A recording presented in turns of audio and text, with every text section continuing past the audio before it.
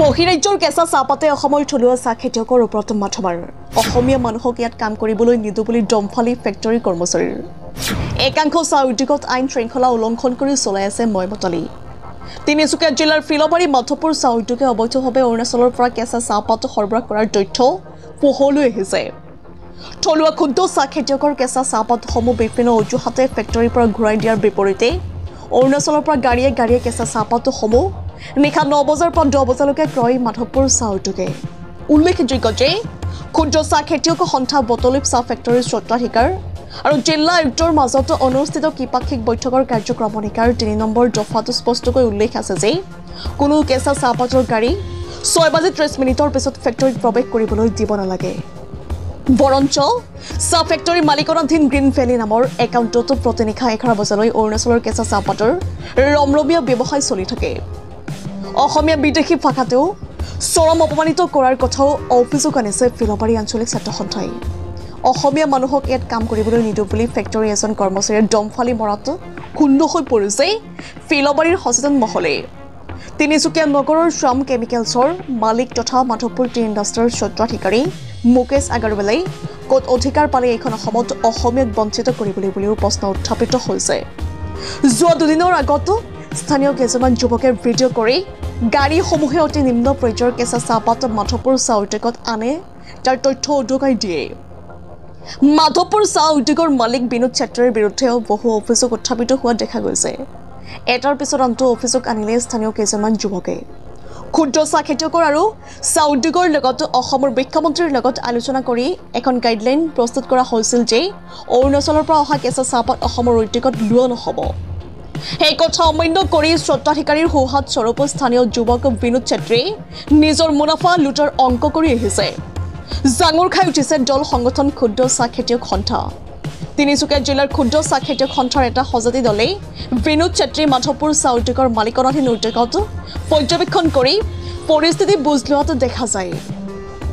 অৰুণাচলৰ পৰা অহা কেঁচা চাহপাতৰ লগত সংগতি ৰাখি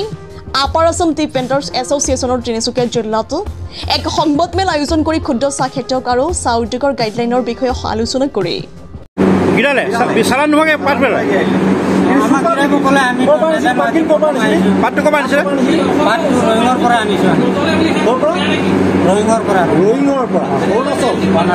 কিমান আহে ইয়ালে 3 মান পাইছো মই কেইখনকে আহে ডেইলি কেতিয়াবা দুখন আহে কেতিয়াবা এখন আহে কেতিয়াবা দুখন কেতিয়াবা এখন ৰেগুলাৰ আহে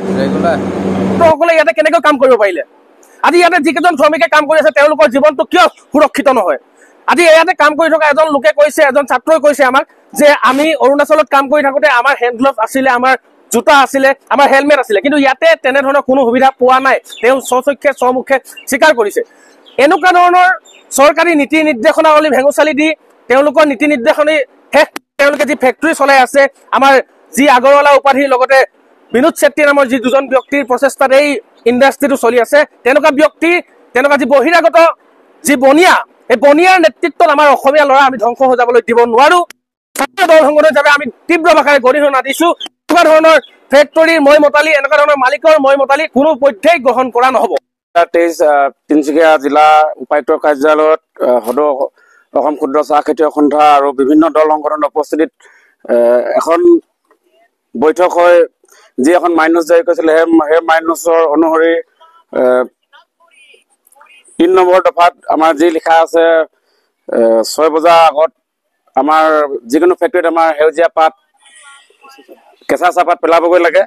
সেই নিয়ম অনুযায়ী আমি যোৱা 30 তাৰিখে শনিবাৰে প্ৰায় নিশা 9:10-15 আমি ফিলবাৰী মাধৱপুৰ টি ইণ্ডাষ্ট্ৰী ৰাতি 9-10 বজাত আমি দুখন গাড়ী প্ৰত্যক্ষ কৰিছিলোঁ আৰু গাড়ীকেইখন আমি সোধপোছ কৰি জানিব পাৰিছোঁ যে সম্পূৰ্ণ অৰুণাচলৰ পৰা অবৈধভাৱে অহা গাড়ী ৰাতি 9-10 বজাত তেখেতলোকে পাত লৈছে যিহেতু আমাৰ টি বোৰ্ড বা আমাৰ ক্ষুদ্ৰ চাহ খেতিয়ক সন্থা নিয়ম তেখেতলোকে অৱমাননা কৰিছে সেইবাবে আমি তেখেতলোকক দাবী জনাইছোঁ যে এখেতলোকে যি ভুল কৰিছে সেই ভুলৰ ওপৰত তেখেতলোকক উচিত শাস্তি প্ৰদান হ'ব লাগে আমি ইতিমধ্যে জানিব পাৰিছোঁ যে তিনিচুকীয়া চহৰস্থিত শ্যাম কেমিকেলৰ স্বত্বাধিকাৰী মুকেশ আগৰৱালা তেখেত এই ফেক্টৰীটোৰ স্বত্বাধিকাৰী লগতে আমাৰ এজন স্থানীয় যুৱক বিনোদ চেত্ৰী তেখেতক লৈ ফেক্টৰীটো পৰিচালনা হৈ আছে কিন্তু আমি কৈছোঁ যিসকল বণিক গোষ্ঠী তেখেতলোকে এনেধৰণৰ যেন ৰাজনীতি কৰিছে আমাৰ চলোৱা যুৱক যুৱতীসকলক লৈ। আৰু আমি লগতে এটা বস্তু প্ৰত্যক্ষ কৰিছো, যিটো সেইদিনাখন কেঁচা পাতৰ যিটো উন্নত মানদণ্ড হ'ব লাগিছিলে, দেখিলো যে তাৰ পাৰ্চেণ্টেজৰ কথা কয়। পাতৰ ব্যৱসায়ীসকলক সদায় বণিক গোষ্ঠীটোৱে পাৰ্চেণ্টেজৰ কথা কয়, কিন্তু যিটো পাৰ্চেণ্টেজৰ কথা কয় কিন্তু তাত পাৰ্চেণ্টেজৰ কোনো তাত অৰ্থই নাই। 0% বুলি ক'লেও বেয়া নহয়। 1 ফুট দীঘল বা তাতকৈ বেছি দীঘল পাত তেখেত লৈছে। আৰু যেতিয়া আমি প্ৰত্যক্ষ কৰিলো, তাত মেলি থৈছিলে কিছুমান শীতলৰ কাৰণে পাত মেলি থয়। সেই পাতবোৰ দেখিলো যে তাত পাতবিলাক প্ৰায় সংখ্যক জ্বলা পাত। তেনেস্থলত আমাৰ তিনিচুকীয়াৰ ক্ষুদ্ৰ চাহ ব্যৱসায়ীসকলৰ খেতিয়কসকলৰ পাতসমূহ তেখেতলোকে যেন বিশ্ব বজাৰত বেয়া বুলি প্ৰমাণিত কৰিবলৈ বিচাৰি আছে।